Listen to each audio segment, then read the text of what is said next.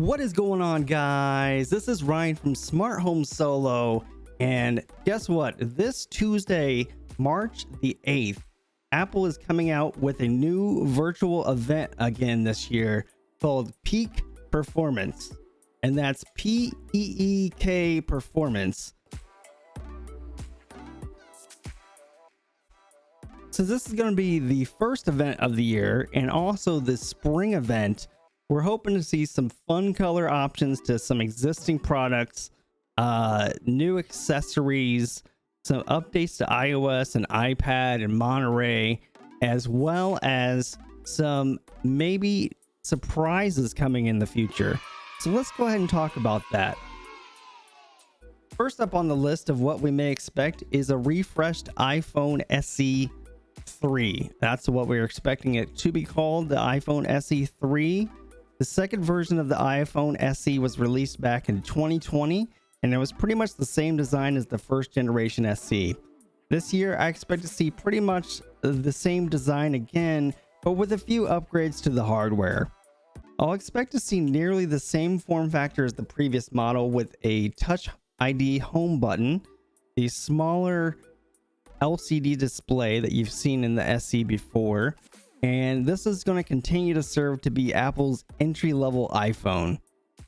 As far as the refresh goes, we're hoping to see an upgraded processor, increased camera specs, 5G capabilities, and hopefully some nice spring colors. I really believe this is a perfect time for Apple to release fun color options that will only increase the market share for performance of the iPhone, since this is the entry model. This is probably the perfect time for Apple to come out with a bunch of different iPhone SE colors and really just grow the market share for iPhone in emerging markets. iOS 14.5 is also expected to come out probably right after the event or during the event. And it's going to feature certain things such as mask unlock for Face ID for iPhones 12 and newer. It's something that's been in beta test for a while now, and I believe that they have it working really well. From what I've read, I haven't tested it myself, but iPhones 12 and newer are going to be able to unlock with a mask on, which is a very welcoming feature.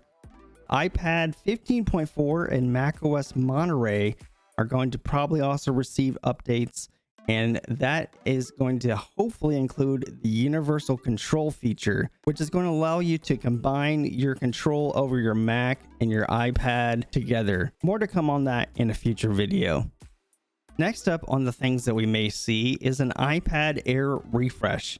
We're hoping we may see a iPad mini type treatment, as we got some major updates to the iPad mini last year, and hopefully we're going to see some similar features and specs brought up to the iPad Air. Very possible is the inclusion of an A15 chip, better camera system, 5G connectivity for cellular models, as well as some brand new spring colors of the iPad Air as well. According to rumors, there may be a lot of focus on the Macs at this event. So what is that going to mean? Are we going to see new Macs at the launch of this event? I'm not really sure if it's going to be mainly refreshes, but I also think that there's going to be some information coming soon this year for why we're getting a peak performance, a peek at future performance coming up products this year. But with the Macs, I think this is where the peak performance name is really going to shine through. I hope to see many Mac products at this event launch right away, but I think that we're going to see them coming in the future, and they're going to be mostly announced at this event. We may be looking at a refreshed and upgraded higher end Mac Mini with an M1 chip. It's rumored that we may even get a newer design for the higher end Mac Mini, which would be really cool.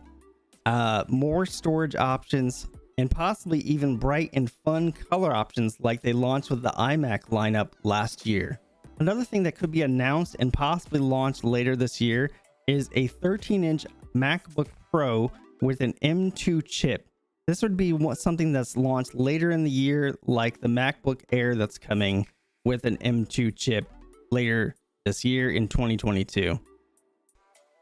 Another thing that could be coming this year is a 13-inch MacBook Pro with an M2 chip built in. They have already announced MacBook Airs coming later this year with an M2 chip, and I think that it's probably time for the MacBook I think it's probably time that the MacBook Pro is going to get the same sort of treatment as the MacBook Air, and it's going to launch later this year. One thing that we really want to know is, will there be a one more thing announced at the end of this event, which is the tagline that Apple has used before that really excites all the viewers and customers out there. You know, will we see some sort of new product that hasn't been announced before? There's some talk online of a new Mac product being announced that may be called something like the Mac Studio. It's expected to sit between the Mac Mini and the Mac Pro, and it might be more of like an entry-level Pro Lite computer to do heavier tasks that the Mac Mini might not be able to handle, but you may be able to handle some more things with the Mac Studio, which would be really cool if we saw like a brand new product being launched in the Mac lineup. So would Mac Studio be something that Apple would have its eyes set on for its peak performance name? This remains to be seen, but the event is only 2 days away. I hope it's going to be a jam-packed, exciting event, but I think it's going to be a little bit on the smaller side. I do think that we might get a new product launch, some new accessories, some updates to iOS and iPad in Monterey, as well as some future product announcements. So what do you guys think will be announced at the new event, and what would you be most excited for? Leave me a comment down in the comment section below, and I will reply to every comment that I find.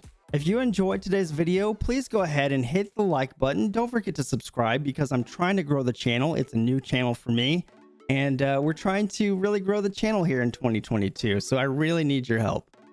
Also, while you're here, go ahead and check out this video right up here. It's about how to get your camera, doorbell, Ring doorbells, cameras into HomeKit Secure Video. It's a really neat, fun, cool tutorial. It's easy and free to do. So check that out. I really suggest that you do, and I hope you like it. This has been Ryan from Smart Home Solo. As always, stay safe and keep it solo.